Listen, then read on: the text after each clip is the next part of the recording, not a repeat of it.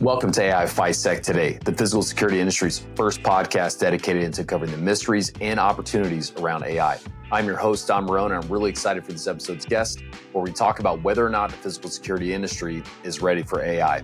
Meet Jason Veiock, the founder and CEO of Bearing, a software platform digitally transforming corporate security operations on ServiceNow. Prior to launching Bearing, Jason built and scaled the corporate security program at GoDaddy over the course of 8 years. His early career including time in federal law enforcement with diplomatic security and homeland security, as well as a U.S. Air Force Space Operations Officer. Now, let's jump into the conversation with Jason and learn more about whether or not the physical security industry is ready for AI. All right, Jason, welcome to the podcast. Great to be here. Thanks for having me. Yeah, super excited to talk to you about, is physical security ready for AI? You know, what a polarizing topic, right? Because we obviously use AI in the space. We have a lot of AI-based companies, even like yourself. But it's a great topic. I think that a lot of security leaders and a lot of leaders in the industry should be thinking about, and even their customers. And so just want to say thanks. Before we jump into the topic, though, I'd love to get your background from your own words outside of the intro that the audience just heard, and then we'll weave into the first line of questions. Yeah, sure. No problem. So Jason Veiock, I'm the founder and CEO of Bearing. We're digitally transforming corporate security operations as an independent software vendor on ServiceNow. I launched this company, call it ISC West 2024. April, May timeframe. So we've been around a little over a year, making pretty good headway in there, but we'll talk about that. Before I formed Bearing, I was actually an end user. So I worked for 8 years at GoDaddy. I built and scaled the corporate security program there from an army of one to, a global program where I was the chief security officer. And then before that, kind of the typical, resume of federal law enforcement and military. That's awesome.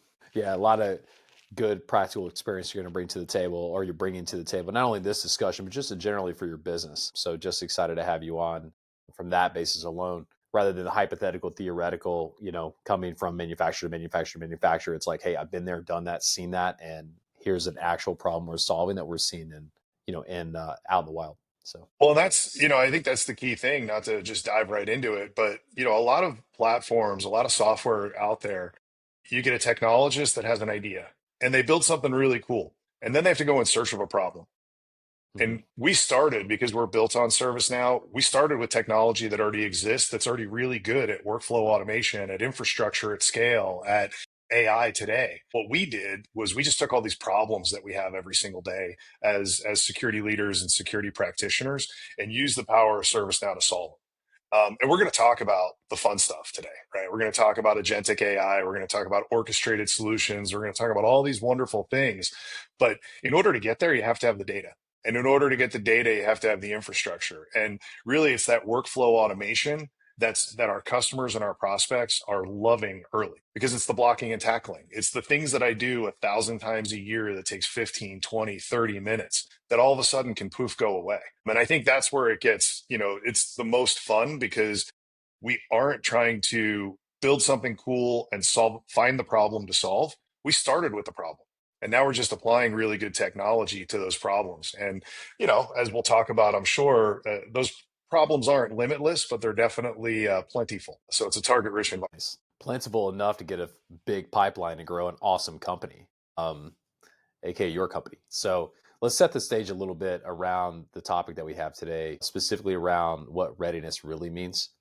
I know you and I talked about that briefly leading up to this session, but when we talk about AI readiness in physical security, are we talking about technology maturity? Are we talking about team skills, data integration, or all of these combined? Yeah. Yes, right. D, all of the above. I don't think you can have one without the other. And it's hard, because it's almost a chicken and egg conversation, right? Do I have to build the team, or do I have to get the infrastructure? Do I have to get the company support first? And, that's what we're finding is you have company initiatives, and companies are struggling with it today too, because you're seeing companies say, well, I can do this internally. I know my problems better than anybody else. And you have these internal solutions, vice going external because they don't want to pay for them, things like that. And, it's high level stuff. I mean, you really have to understand, what do I need in order to get there from an infrastructure perspective? What do I need to get there from a technology perspective? What do I need to be aware of from a risk perspective as we introduce all of this new technology that's black box that maybe we don't fully understand? And then, like you said, we have to have a workforce that wants to use it and can use it. And I think those are two different things, and they're really important to think about. It's not just, does my workforce have the capacity to use this new technology? Because I think we've all figured that out, right? I mean, kicking and screaming, got an iPhone in 2008. Now it doesn't leave my hand. So we've all been there, but ultimately you have to want to use it. And you're seeing some intransigence, whether it be in the physical security market, software developers and engineers, different parts of the business. People are saying, I'm not going to be replaced by AI. My whole thing is you're not going to be replaced by AI. You're going to be replaced by somebody that's using AI effectively because it is a 10x multiplier. And as a startup founder, I can tell you that the world needs more 10x multipliers. Yeah, it's interesting on the thought of wanting to use it. I mean, if we think of just on like the chatbot era that we're in right now, which I don't know how long that's going to last, is that 8 out of 10 people bring their own AI to work, and it's a matter of shutting down those public URLs or whatever and into something that the company can trust. But I wonder though, it's more than that. It's like the application of into someone's job, like how an accountant uses it, not just like how they use a chatbot to ask questions about HR policy, or how a software developer now uses an IDE to help them code like 3 developers instead of what they did in the past, even though they're used to developing in that way. And they may be an awesome developer, but their production level could be much, much more. And so it's like having people change behavior. Like the worst thing, I've seen this too in my own business. Like the one thing I think that people hate more than losing time and money is change. Like people hate it, especially when they're in a habit.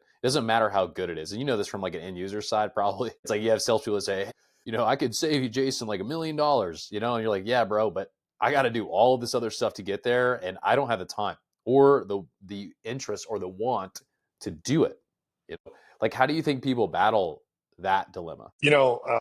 So it's pretty funny. I had this conversation with my head of engineering recently where I said, you used to be more important than me.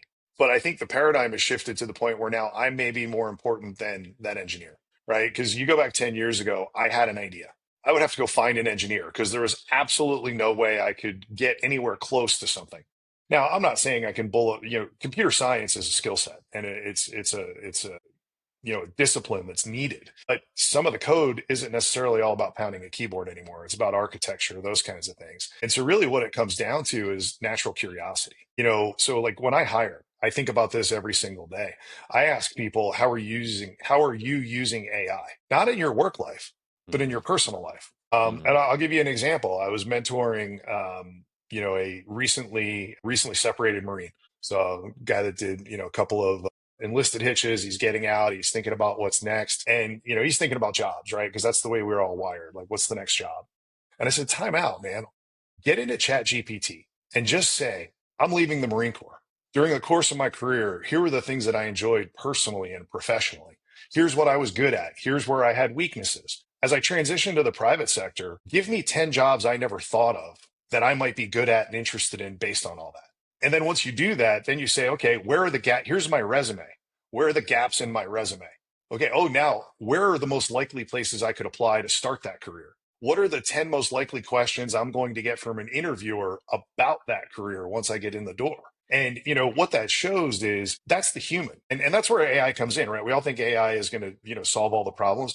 AI follows models. It does, the human brain does not, right? We don't even know how it works. So like we can't pretend to imitate it, but that natural curiosity is the thing that when you put the tools in the right hand, the output is limitless. And if you're not using it today, you're going to struggle to find a job tomorrow, right? So I ask those questions every single time I talk to somebody in an interview. How are you using it in your everyday life? And if you're not, then why are you going to show up and know how to use it at work, right? And like, let's back it out. Something really, really simple. I'm getting hired to drive a truck, but I don't have a driver's license in my personal life. What's the probability of me being successful in that job? Right? None. I mean, I don't even qualify, Non-successful. but yeah, exactly. So my point there is if we want people to use these tools inherently in their job every day to go faster, they need to be using them in their life every day to go faster. And it's a big thing where you hire the person. And I think there's some generational components to that, but hey, I'm an old guy. I didn't know what an API was in 2016 when I left the government, and now I know what Claude MCP is. And, I mean, it's about evolving. It's about staying naturally curious. It's about constantly learning and ingesting that. And I think that, I consider myself to be one of the luckiest people in the world for AI to be where it's at today. Because I have this confluence of experience, natural curiosity, and this amazing tool sets. And And I don't know grit, how and long that's grit. going to last. You Well, got yeah, tons of I grit, mean, bro. yeah, well, I think that's not necessarily age specific. You can have grit at any point, but it's that combination of that subject matter expertise gained over 3 decades, right? You can't, and the human brain, that's how we operate. Like those are things that I just have intuition about certain things based on experience. But now I have this idea. Now I go to ChatGPT and I just did a week's worth of work in 2 hours. Oh yeah, man. I've saved so much on like lawyer stuff using ChatGPT. It's amazing. No offense to any attorneys listening. So Well, no, wait, but I think on that's the this. key. Oh Yeah, yeah. go ahead. Oh no, I no. was just going to say Yeah. there's a couple of areas, and the lawyer's a great example, right? ChatGPT is not going to replace a trial attorney in the courtroom, Right. Yeah, yeah, yeah. okay? I was thinking the same thing. But it is going to work about contracts. So where there is a body of work, where there is consistent, repeatable behavior, and you had mentioned, chatbot world, and I actually just wrote an article about the spectrum from chatbot to agentic AI. And the beauty of it is it's not an evolution. Like it is not like, well, today we're using chatbots and tomorrow agentic AI is going to be everything. They're actually different tools. One's a hammer, right? One's a screwdriver. There's plenty of good opportunities to use a chatbot at the right level. And then there are other opportunities where you need to give the agent the agency to make the decisions, right? Because it's Hmm. such a dynamic environment. And it depends on the use case and the application as well. And we all know that, folks in our industry tend to be risk averse. They No, don't like no that way. change. It makes me laugh though. In preparation for this, I was thinking about it this morning, and you're going to tell me that cybersecurity people aren't risk averse, yet look at the evolution of their technology in the past 17 years, right? Like, They can't. so They can't survive without AI. I mean, AI is their forefront of protection or defense in many cases. I would posit that we can't either. Okay, walk into a CFO's office and tell him you need more money for more people to sit in a room doing manual, repeatable, consistent tasks today and see how long you have a job. Our job is to keep up with the business. And I feel like as an industry at times, we don't evolve fast enough. In fact, there's a LinkedIn conversation that I'm having with somebody right now. You can go Hmm. reference it if you'd like, but it talks about, innovation versus incremental change. Incremental versus innovative is actually more about velocity. I think what we should be talking about are enablers and obstacles. So, are we enabling this velocity or are we constraining it? And are we constraining it for the right reasons? Do we not want to change because we've made money the same way for years and years and decades? Or, is it because we're security people and we're risk averse? Like at times I feel like that is, the a blanket of protection that's really Dude, not true. for sure. I mean, a lot of it can be shadowed in insecurity too. It's like I need to ask a million questions for something that I don't really understand what's going on, and it's more of like, let me understand first. I mean, asking questions that are posing this solution to be a negative or a risk when I need to first understand like some foundational information about what's happening. And then I can give that sort of opinion. But I did want to ask you a question related to this AI adoption, right? So you look at companies that want to digitally transform in this critical era of AI adoption, rather than just jumping straight into AI tools, do you have any other recommendation for them to get a successful adoption of AI anything, really? Well, yeah, I mean, listen, well, so first off, it's important to clarify and classify when we say AI, what are we talking about? Right, Right? To physical security folks, that might mean motion alerts at the edge. right. Are we talking about generative AI, which is going to be different than predictive intelligence, right? So it's really about the different types of AI and where we're going. Are we talking about individual agents and very particular use cases? Are we talking about broad, agentic orchestrated solutions across large data sets? So the first point is you have to have a data set. Hmm. So the physical security ecosystem tends to be incredibly fragmented, right? You've got Hmm. disparate point solutions. They don't have open APIs. They're not able to communicate. And so now all of a sudden you can't apply AI at scale to your data set because your data set is fragmented. And so infrastructure is very important. Where if you don't have the infrastructure to build the data, you can't get real value out of AI. So like the first thing that I always talk about is if you say you want, and that digital transformation doesn't mean AI. Right. Digital transformation could mean Could getting be out of paper. migrated to cloud, right? Or Yeah, I mean, it modernized in the could mean a cloud or lot of something. things to a lot of people, right? It's about, can we script workflows to repeat things? And that's, there's tools out there that are good, right? Obviously, I'm beholden or, I'm biased. I think about ServiceNow as that preeminent workflow automation tool. But if I can, like, I'll give you a simple example of the difference between the status quo, a scripted workflow, and then AI solutions. So take the thing that we all do every single day, which is somebody needs an access level on their badge. Okay. So I need an access level on my badge. I would argue that a significant number of folks out there, the SOC is getting an email. Hey, I need this access level on my badge. Some SOC agent is looking at a spreadsheet and saying the approvers for this access level are Sally and Sue. Then they're emailing Sally and Sue. Can this person be allowed in your space? Yes or no? But then wait, that space also requires training. So now the SOC agent has to look at a different spreadsheet and say, does this person have the training required for this access level? And by the way, they don't have access to that system. So now they have to email somebody else, probably in HR or on the learning team, to validate whether or not this person has that. Once all of that is done in email with really no source of record, source of truth, the thing that should happen automatically might take 3 days with an hour and a half of actual work. The scripted workflow, something on ServiceNow, you fill out a form. The approvers are predefined. The approver gets an email, yes or no. The SOC gets a task, add this access level. So now that hour and a half of work became maybe 5 minutes of work. Mm-hmm. Go a little bit further, and we talk about the training and the other things and multi-system. Now you have an AI agent and an agent-to-agent framework. So now you have the request come in, the agent go, does that person have the training? I don't know. Let me call Workday or the learning management system and validate it, come back in and say yes and allow the workflow to proceed. The approver approves and the badge automatically updates in the access control system. So, you think about it as that spectrum of we can give real value with digital transformation and basic workflow automation. Mm-hmm. But even when we build scripted workflows today, we think about how am I building this data model so that I can put an AI agent in here in 3 months, 6 months, 1 year, whatever the case may be. And, the thing about the way this goes now is these timelines are crazy. I mean, I'm 50 years old. I remember the rotary dial telephone. I remember, my answering machine. I remember my first cell phone. I remember my first Hotmail account after I graduated college. So you can say, I remember my first iPhone, this whole spectrum of things. And, there was a lot of change in those 50 years. Mm-hmm. I'd argue there's almost the same amount of change in the last three. Yeah. So it's the pace, right?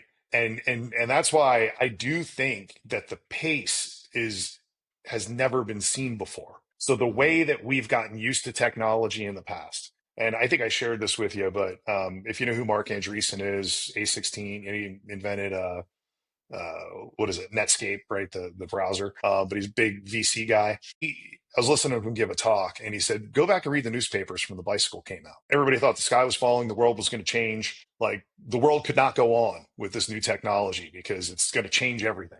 So I don't think the change is all that dramatic. We're used to it. I mean, think about the Industrial Revolution. I mean, we're not that far off from Mm-hmm. horse-drawn carriages, but now we have jets that go faster than the speed of sound. We're used to change, but the pace of change is changing.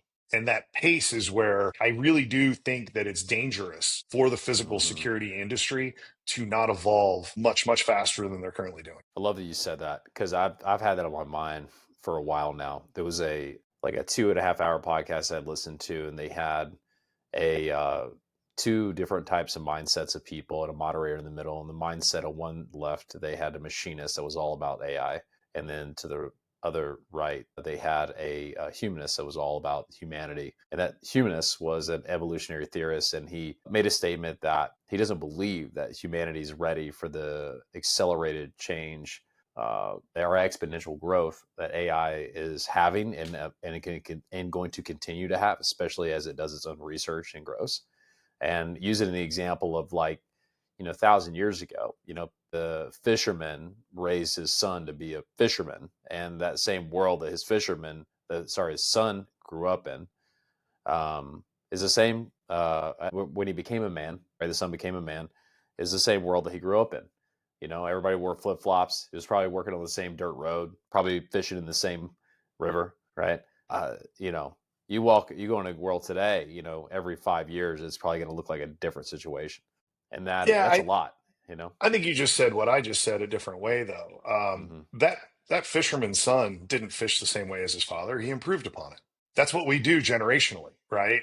It's just the pace of improvement, and really the pace of improvement only comes from shared knowledge, right? And let me give you an example. I was spent a good amount of time in Afghanistan over the course of my career, and the first time I went, well, one of the earlier times that I went was in five. Hmm. And I was actually staying like at the presidential palace, and I had a cell Nice. phone, but it couldn't call international. We really didn't have email at that point. Cell phones weren't a big deal. There was no Blackberries. It was all just the Nokia stuff. Well, fast forward, I go back 3 years later, everybody's got an iPhone. Now think about that, right? Think about being an Afghan that went from having no connection to the outside world and 3 years later having the entire internet in your hand, right? And it's shared information. So it's really about shared knowledge and the ability, all shared knowledge does is accelerate learning. When we didn't have boats and we didn't have planes and we all lived in, one little village inside one little mountain range, Hmm. and we never talked to the people on the other side of the mountain range, we only got as smart as the smartest person in our village, Right. Yep. right? But now the whole world is our village. We're full of really, really smart people going really, really fast. And so I would make the argument that a human has never been ready for the pace of change before them, Hmm. yet somehow they adapt and evolve. And at some point, we're going to do something stupid and maybe we all won't be here. But I really don't think it's going to be, the AI that we're creating today. Yeah. Well, yeah, that's a that's a horse of a Different different color there. conversation. Yeah.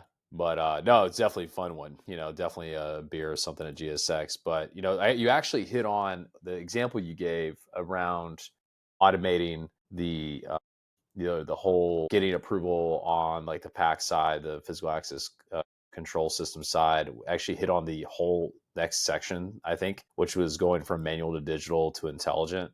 And so I'd like to do is shift over to where we can start to rethink the security workforce as it relates to whether or not the physical security industry is ready for AI. So let's start off with this question. So, how is AI changing the size, shape, and skill composition of security teams? So, that's from GSOC analysts to engineers to CISOs, which this should be a fun question for you because this is exactly in your realm. Well, and let's even take a step back, right? And because right there, when you said security teams, you made an assumption.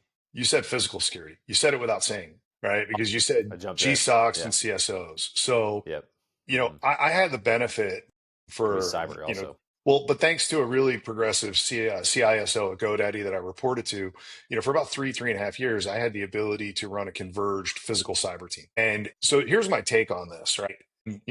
Convergence is a word, but honestly, convergence is silliness because the word is security. At the end of the day, companies have assets and those assets need to be protected. Now, those assets operate in multiple domains. It could be a physical asset, it could be an information asset, it could be a logical asset, it could be intellectual property, right? All of those things live in different places. They all need to be protected from threats and risks. All security does is try to understand their assets, understand the risks and threats against them, and put the appropriate controls in place to mitigate those risks, right? Now, so when I think about security, when you say physical and cyber, that generally means how teams are structured organizational. It's not how the company thinks of its assets. The company wants to protect its assets. I mean, give you a Hmm. simple question, right? I am on business travel. Okay, maybe I went to happy hour. I've been known to do that. So, but I go out to happy hour. I walk out to my rental car. Not going to drive it, but it's out there. And I find out that my back window smashed in and my laptop bag is gone. Is that a physical problem or a cyber problem? It's a business problem, right? At the end of the day, it's a business problem. You have a number of things. You have an employee that might be in an unsafe environment. You have a laptop with digital information that might be in the wild. You have an employee that's no longer going to be productive because without a laptop, I can only do so much on my phone. We didn't even ask the simple question of what else was in my briefcase. Was my physical access badge in the briefcase? Was my passport in the briefcase? Am I traveling internationally? Right. So at the end of the day, when we create teams, they get siloed and they think about a domain. Well, if I have a physical team and I have a cyber team, where do you think the bad guys are going to go? They're going to go into all the gray space in between. Mm. Right? So, like, I think that as security leaders, we need to kind of, now, don't get me wrong, we need subject matter expertise. You can't have one person that is running Splunk and running your physical access system today. Maybe you can in the future. I'm not talking about having one person. What I'm talking about is having a generalist that is thinking broadly about what security means to the organization and its assets. And more importantly, how do we close that gray area so the bad guys don't operate there? And this would be like from a CISO perspective, a CSO Well, position I think to do for, so. yeah, from any security or Right. risk leader, right? Right. Ultimately, what I would tell you is, given my new role, it's actually from the CEO's perspective. Because the CISO and the CISO care about their empires and their domains and their teams and their budgets. I care about my assets and I want them all protected. And ultimately, what I want is them protected, 300, I'm not a math guy, 360 degrees, 720 degrees, whatever the right, the right math is there. But it comes down to, are we thinking about our security culture the right way so that our teams are operating the right way? So now when we have a security culture and we have teams, now we can think about individuals. So if we think about individuals, one of my claims to fame that I feel really strongly about when I was at GoDaddy was I brought in there's a term, maybe it's not well known, but site reliability engineer. So SRE. And, and particularly in a software and internet company, availability is everything. Right. So being able to have an SRE, A right? ton. Google has a lot of SREs. GoDaddy has a lot of SREs, but you don't think of it as a full stack software developer. You think of it as kind of a DevOps person that is Mm-hmm. there to make these things work, maintain availability, build resiliency into the systems. And Mm-hmm. I brought an SRE onto our team because ultimately I wanted these systems to talk to each other. I wanted them connected. I wanted to automate as much as possible, right? And that individual and I had a couple of beers over the years, and he might have a red spot on his forehead from banging his head against the wall because he's coming out of the IT world where IT systems are open. Mm-hmm. Now he's dealing with these closed loop systems that don't have APIs and you can't bring the stuff together, but it's obviously critical. So I think, to answer your question and go back to it, AI is changing everything from a composition and a skill set and a tooling perspective. But Mm-hmm. ultimately, until our industry changes the culture and we get in line with IT in 2025 about open systems and sharing information internally across the organization, right? Not holding data hostage in a legacy on-prem SQL database access control system, with crazy licensing requirements to get it out. Mm-hmm. That changes all of the other things. Now, I think the roles, yes, you're going to have analysts, you're going to have engineers, you're going to have security leaders, but I think those skill sets change, and we talked about that, right? Do you have the natural curiosity? Are you willing to say, man, maybe when we need to resolve more anomalous alarms, I shouldn't hire more people to sit in a room at 35 bucks an hour to context switch between my access system and my video system. Like when we start asking those, because look, especially as a manufacturer, software provider today, we can only build what people are going to buy. So For if sure. people aren't going to Yep. buy it because they Otherwise, don't you can't get run a it, business. well, that's it, right? So you have to meet the customer where they're at. Now, I joke and say I was kind of a pain in the butt end user to a lot of the manufacturers because I didn't like the way it was. But now I get to eat my own dog food to some degree and, try to get a hand in implementing some of that change. You may call it disruption, you may call it transformation. Some of that's perspective, I guess. But, I think that we need to change these things, but it's not that hard. Like, if you look at what physical security is today, it's what IT security was 17 years ago, right? You had a director of security, maybe, and they were saying, I need a seat at the table. I need resources. I need tooling. And then all of a sudden breaches started. And you fast forward 17 late years later, you have CISOs that are now, required to do SEC reporting and talk to the board about breaches. Like it's a different, and all the tools, right? That's where Splunk, I referenced it earlier, that's where it came from. Thousands of events per second. You had no idea what people were doing. You had to bring that data somewhere and analyze it and determine what's normal and what's abnormal. I mean, if you break it down that way, whole bunch of events, I need to bring it into a place. I need to run some AI on it to determine, and let's be clear, Splunk used AI in 2008, machine learning, right? To analyze and determine what's normal and what's abnormal. Shouldn't we be doing that with badging data? Shouldn't we be doing that with alarm data? Like, I mean, the roadmap is there. So Mm-hmm. does it change? Yes. Is there a roadmap? Yes. Again, I go back to enablers and obstacles more than, we're not like erasing the board and starting over. We're tweaking to evolve with the time around us. But yeah, we 100% need to be thinking about those skill sets. Again, I go back to natural curiosity. I go, but look, one of the other things generationally is we're bringing new people into the workforce. They're digital native. They don't understand the world without a touchscreen iPhone. That world Absolutely. doesn't exist.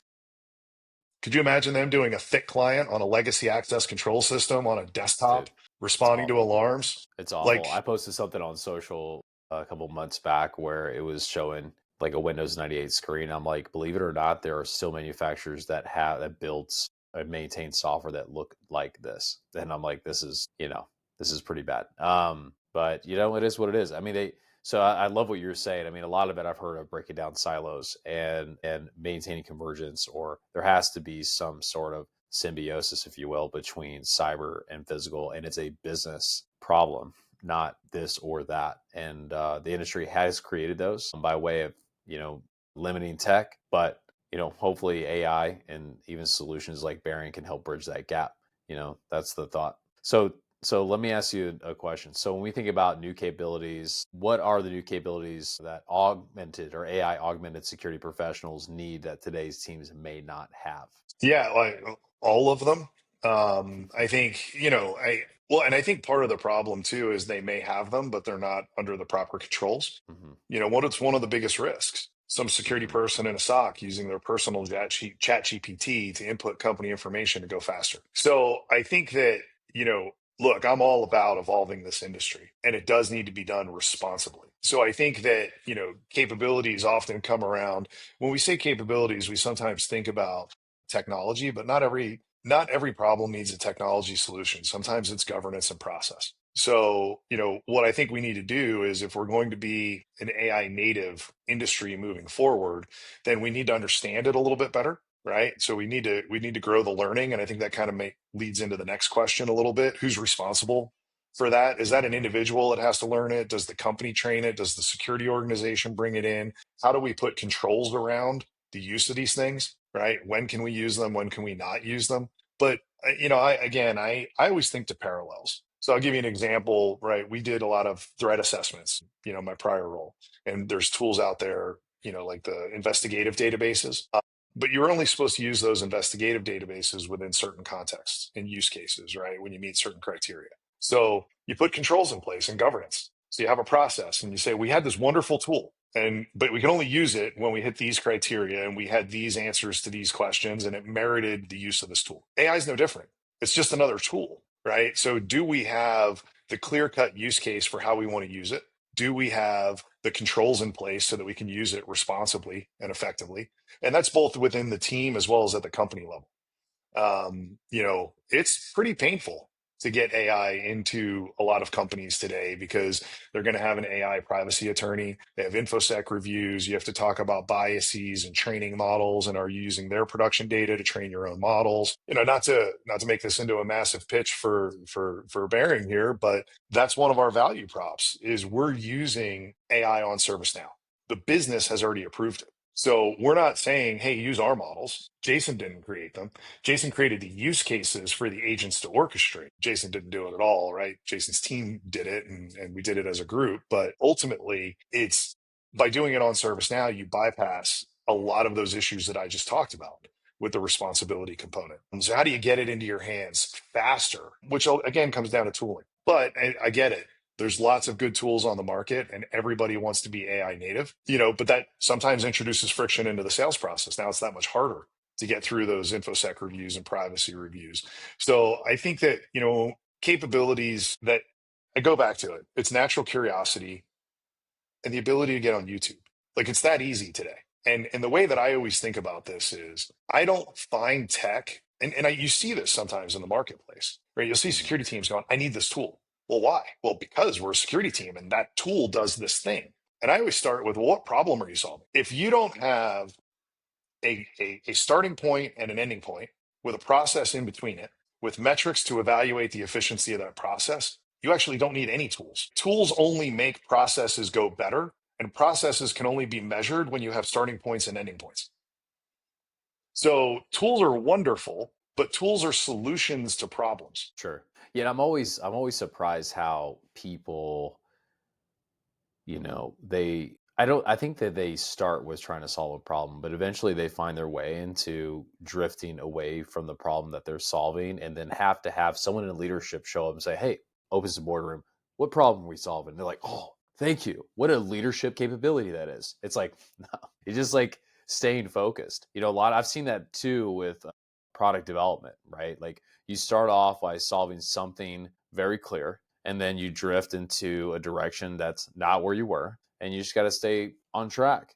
And it's almost hilarious, like how people get away from that. And you've been a leader, I've had some leadership roles, and a lot of it is like getting back to that North Star. It's like, whatever we're doing, how does it align with the target, like what we're trying to do? Because anything else is not a priority, because it's hard to do too many things at once. And a lot of people, they miss this all the time, which is crazy to me. Because I know we hear content, people's like, you got to solve the problem, you got to sell the problem. And it's like, you know, it's insane how people have to be reminded of that. But I understand it can happen, especially as people get involved and they get a lot of, competing agendas or competing opinions on things. But yeah, But let's just break thought it I'd throw down, that in there.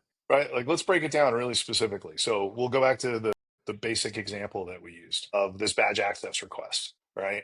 So I can have a problem with responding to the initial email. So I have a process, an end-to-end process I described, but at each gate I have a time, right? So now, is my biggest problem the fact that I'm not responding to the initial email fast enough? Is my biggest problem the fact that the approvers aren't replying fast enough? Is my biggest problem the fact that I can't get to the HR system fast enough? Is my biggest problem that it's too hard to manually update the access level in the badging system? And the answer is it's a combination of those, I'm sure. But if I have good metrics, I can actually tell you where my biggest problem is. And I want to apply technology to that space first, because maybe I can't solve the end-to-end problem, but man, I But you can can't give you prioritize. 30 Yeah. minutes of buyback. So if the Right. process takes an hour and a half and I can give you 30 minutes of buyback immediately, and you're doing that 1,000 times a year, well, now you have 500 hours, right? And 500 hours at $35 an hour. And whatever. I mean, scale that number to whatever's real, but that's my point. So it's really about process and metrics, right? And that's why we're really big on things like event time, detect time, contain time, resolve time, because I don't need a solution to containment if my only problem is in detection. You know what I mean? And if my problem is resolution, but resolution is really not that big of a deal, because if I'm detecting it and containing it fast enough, then I've mitigated the risk effectively. Resolution is just a vitamin, not a cure. So and that's not a scalable answer. I'm just giving that as one particular opportunity, but that's what I mean, right? Like I want to solve the real problem right in front of me. And but it starts with, because when we say problem, we often say, I can't get to my destination. Okay, but could you not get to your destination because the road was closed, there was too much traffic, you ran out of gas, your car broke down, right? You had an emergency that you had to go somewhere else. And then you have to go, all right, but I can't get to my destination time after time after time after time. Okay, great. Is it because you ran out of gas every time? Now we know the problem that we're solving. And I think, to your point, Root and cause. I don't, Yeah. people ask me this all the time, and they're like, did you go in the military because your brain worked this way? Or did the military make your brain think this way? And, I think that the military is very, very good at focusing on the mission. And, if Right. you know what the mission is, everything else flows back from that. hmm And that singular focus, that obsession on the mission is how you actually win in these environments. I love that, because sometimes you got to sacrifice things, right? I mean, even if there's problems happening, there's just simply not enough resources and time to do everything else. And if the original agenda or mission was to do X and you can do X, well, the other things weren't really accounted for. But it's something we could account for maybe later on, or maybe next time, as we maybe gain more resources to be able to account for it. Or we go faster and it's not a problem anymore. Look, you stick with the military analogy. You get ambushed. What do? Do you stop and fight, or you drive through it? You drive through it. So, put the problem behind you. So velocity is powerful here. And sometimes we think about security as a weight, as a barrier. Well, sometimes that weight is counterproductive. Velocity is just as important as all those protective measures. And hmm I'll tell you, it's fun as a CEO now, because I literally just look at what I like. Here's a list of things I need to do today. And I go, do I really need to do it? hmm Is it really that important? If I didn't do it, would it alter an outcome? Have you ever used the Eisenhower matrix? No, never even heard of it. Yeah. So it's just a prioritization matrix. It's like what's important, not important, what's urgent, what's not urgent, and it just helps people understand how to bucket things throughout their day or week or whatever, so that the way they know what to attack first and what to throw aside. we talking like Dwight D. Eisenhower or a different Eisenhower? It's a good question. I'll I look it think up. you're I don't right. know. But no, I haven't Yeah. heard about it. And I will. Yeah, I don't, I I don't, I don't know which love. Eisenhower it is, but now I'm Yeah. curious. So let me ask you a question. It's like a transitionary question into our agent section. From your perspective, like how can leaders prepare their teams to collaborate with AI agents as trusted teammates rather than just automated tools? And for the audience, that you could think of agents as digital workers. They're basically, when we use the term agents, from my understanding, it comes from agency, which is kind of like people have free will or agency to make decisions. So these digital workers get knowledge, company knowledge, they can get access to company tools in order to be able to have some agency. And so they can decide on what to do next. A simple example is, let's say I'm in this podcast, and instead of having my standard away message up to be like, yo, I'm talking to my boy Jason over here, it's going to respond back based on what the person sent me, and then maybe interpret that as a service or sales related issue. And then from next steps, then create a, lead or a service ticket in the CRM. So I'm automating things, but its agency is deciding, is it service or sales related, and then also looking at an email to interpret what would be a custom email to send back. So it's a small example of an agent. So getting back to that question, when we think about leaders in companies, how are they preparing their teams to collaborate with these AI agents as trusted teammates rather than automated bots? Yeah. I'll speak from my perspective as kind of the software development company, but what we do is introduce that incremental change. And it's really funny because, you know, have you heard the Waymo principle? So the No. first time you get in a Waymo, you're like, this is a driverless car. This is amazing. 2 weeks later, you get in a Waymo, you're like, it was 30 seconds late and it dropped me off 10 feet further than I was supposed to be, right? Because you're past the cool, like you're like, now the tech is Yeah. just the way it should be, Yeah. right? And so I think there's a lot of that in the workforce. And I think it's smart, right, to introduce incremental change. But when I say incremental change, I mean incremental change around AI, not incremental change to evolve to get to the place to get to AI in the next couple of years. I think when we're talking about AI specifically, and it is a spectrum. We talked about that a little bit earlier. If a chatbot, right? If I need a screwdriver, I get a screwdriver. If I got a nail, I get a hammer. Or use So, the right tool. a chatbot is a good tool for certain things. And it's a good way to build transparency and confidence in some of these tools. But it's human nature that when you do something, like if I touch the stove and it's hot and I do it again, I'm probably not going to do it a third time.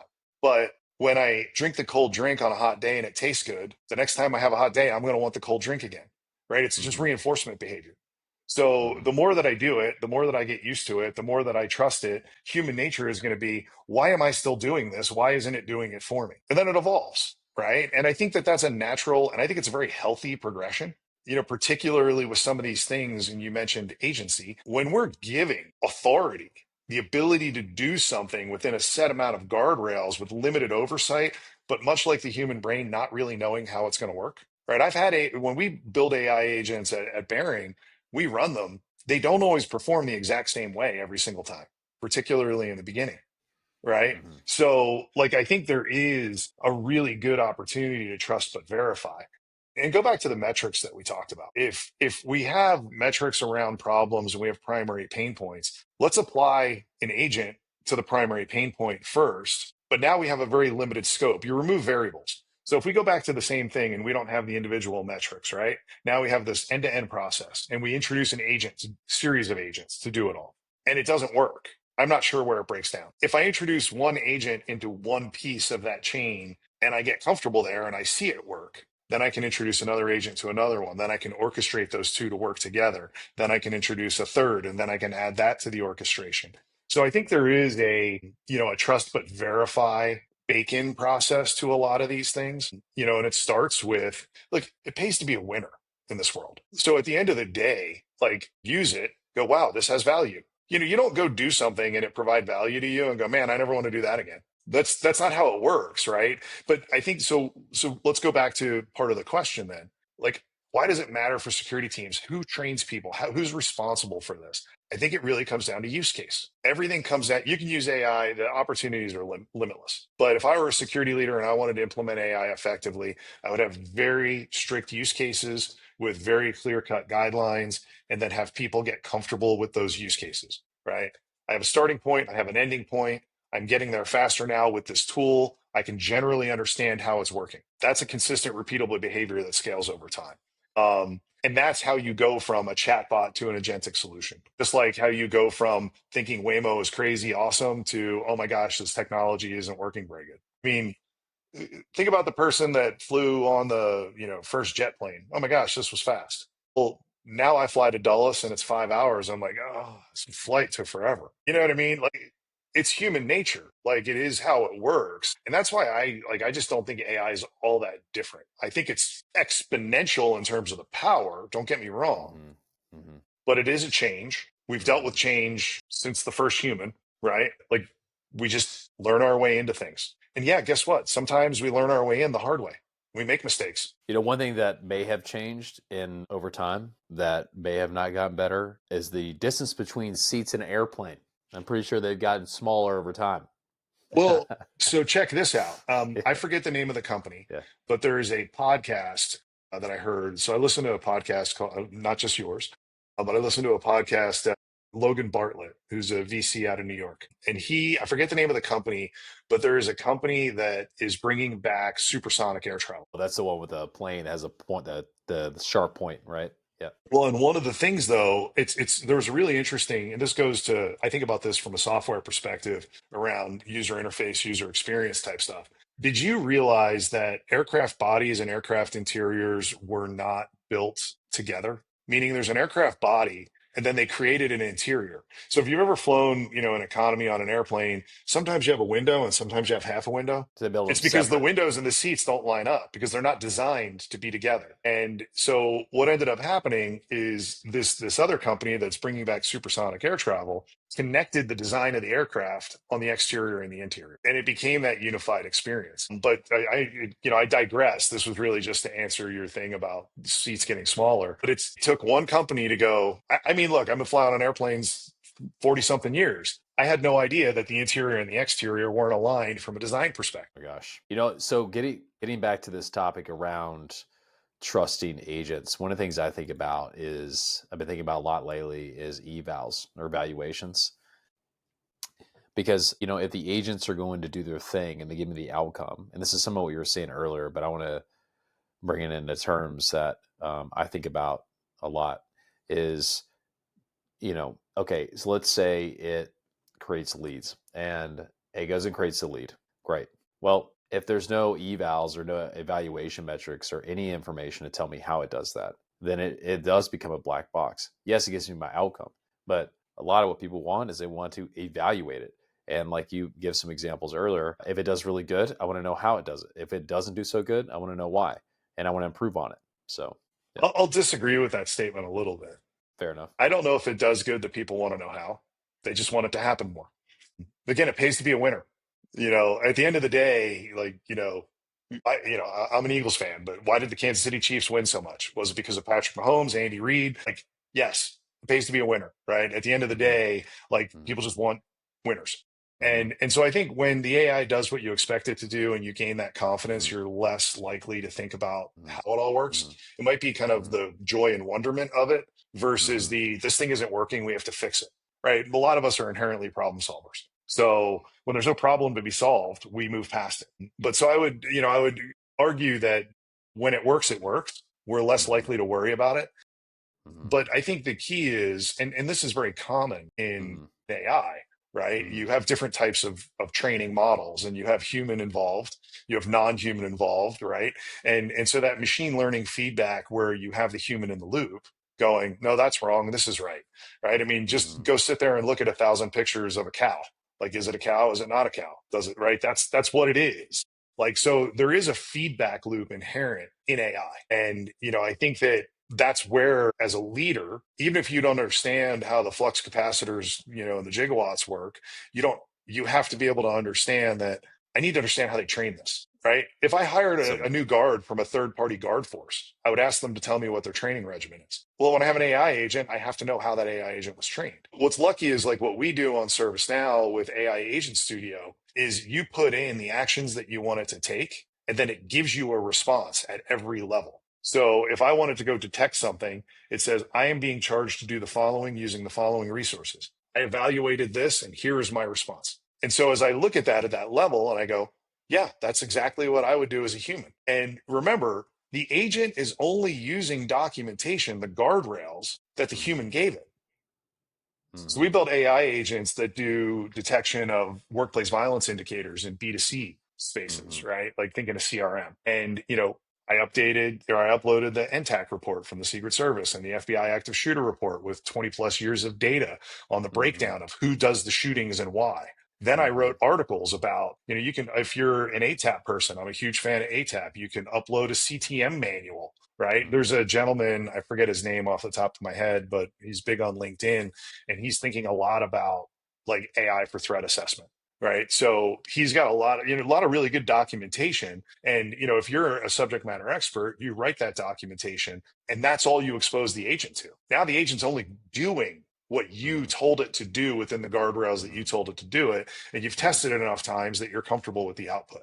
Well, and so I guess what my point would be like, so today, a lot of it, we're in this like agentic workflow where you can control, it's like a mix between deterministic and non deterministic. So you can say, I want you to go this way. A lot of what I've been seeing coming out of Silicon Valley is a lot of people show, or I think the promise of the future of agents that they're non deterministic, meaning you give it a goal, it has access to your data and tools, and it goes and does it, you know? And what they found in some cases is that these things will go do it and they can take shortcuts, right? So even though it is successful, even though it does what I want, it's almost like I say, hey, I closed that huge deal. And they're like, how'd you do it?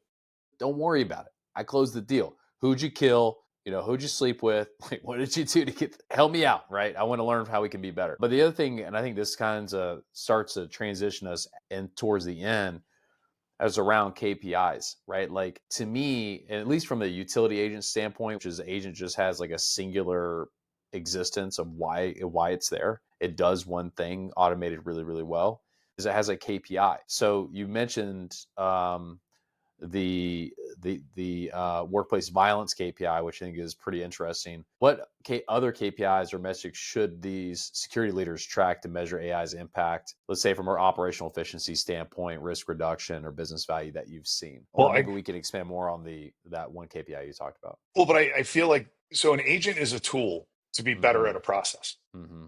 You already have your KPIs. If you have a good Mm-hmm. process, your KPIs are there. I want this Mm-hmm. process to execute to a desired outcome in a period of time. And I want to identify if I'm taking too long at each individual segment.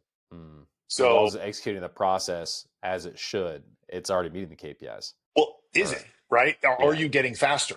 Right. Mm-hmm. And now it becomes a business conversation of, is it more valuable to have an agent do it faster or Mm-hmm. more valuable to have a human do it slower?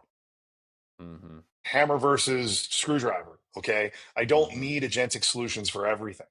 Yeah, And I want to absolutely. address the other thing you talked about with deterministic and non-deterministic. And I think that, so I read a great, it was on Twitter or whatever, but the president of OpenAI, so not Altman, but like the president, he published what he called the perfect prompt. Mm-hmm. And he broke down like with examples of the structure of a prompt and why and what you put in there. And I went, my takeaway on it was it was just very interesting to me. And I had a conversation with my team. I actually had a conversation with my wife about it. And I said, man, you know what I'm doing with AI already? I'm getting lazy. I'm weak in my prompting. If I'm in a rush and I prompt it quickly, I don't give it all the context that it needs. If the AI doesn't perform the way I wanted it to, is it my fault or is it the AI's fault? And, so I thought about that from a laziness perspective and expand on that. So I was talking to my wife and she said, I like to have a conversation with the AI.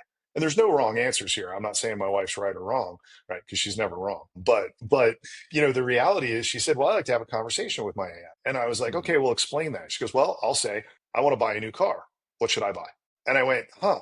And then it'll ask a question. Well, what color do you like? But then I realized and again, I'm not an engineer. I can't tell you how these algorithms work inherently. But if you give it a broad question, it's going to use a broad base of knowledge to answer your question. So the broader base, you're actually diluting your response because now it's going out to the whole internet. And what if the whole internet is full of people that buy crappy cars? The AI is going to take you down a path to a crappy car. Mm-hmm. But if I have a really good prompt that says, I am X years old, I'm the mother of two, my kids are this age, this is how I use my car, this is what I value the most, this is the weather that I drive in, these are the colors that I like, and the things that have made me happy about a car in the past. I'm concerned about my kids starting to drive, so I want this, and this as a control mechanism. Go. That AI is going to give you a great answer. Absolutely. So the lazy input gets you a lazy response. And, but I think that scales with RAG, with agentic solutions. Because if you For sure. give it crappy knowledge articles to point to and you're lazy in the data that you provide it, you're going to have a substandard AI. AI doesn't, Mm-hmm. remember where this all started. AI is not going to replace your job. Someone that uses it effectively, not just uses it, but use it as effectively is going to take your job. I love it. I think, Jason, that's a great place for us to stop. Thank you so much for joining, and really appreciated to get your perspective on, is the physical security ready for AI, and can't wait to get this published. Appreciate it, man. And thanks for having me. Appreciate it.